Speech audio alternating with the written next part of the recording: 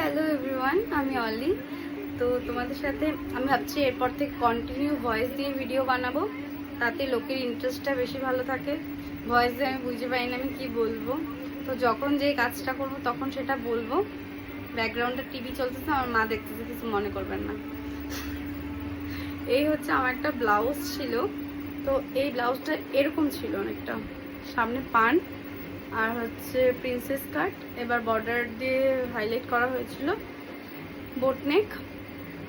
তো আমি ভাবছি এটাকে কাইটে একটু অন্যরকমভাবে তৈরি করব, যেহেতু গোল গলাটা আমার বেশ ভালো লাগে। আর যেহেতু আমি টেইলার, আমার একটা প্লাস পয়েন্ট আছে, বেশি দিন তো এক জিনিস বানানো মানে পরবো না আমি। তো এটা খুইলে এখন আমি ভাবছি এটাকে কাইটে একটু অন্যরকম ডিজাইন করবো, পিঠটা একটু বড় করব, আর হচ্ছে সামনের গলাটা পানটাকে আমি অন্য কোনো শেপ দিব, আর এই পাইপিং দিয়ে হাইলাইট করার যে বিষয়টা এটা আমি খুলে দিব। তো তোমরা দেখো আমি কিভাবে জিনিসটাকে সেট করি। তো চলো কাজ শুরু করা যাক। তো এই হচ্ছে ব্লাউজটা, দেখো তোমরা ব্লাউজটাকে এখন কীভাবে কাটবো আমি নিজেই বুঝতে পারছি না। এই হচ্ছে হাতাগুলো, আর এই হচ্ছে ব্লাউজটার পিঠ, আর এই হচ্ছে ব্লাউজটার সামনেটা।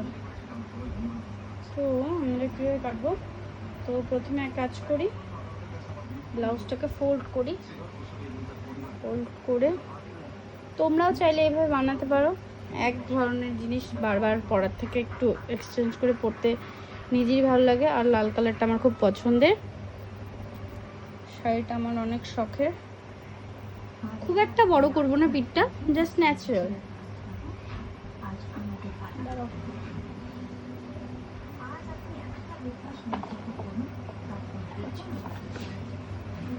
এই হচ্ছে আমরা যারা সেলাই করি, কিছু খুঁজে পাই না আমি প্রথমেই।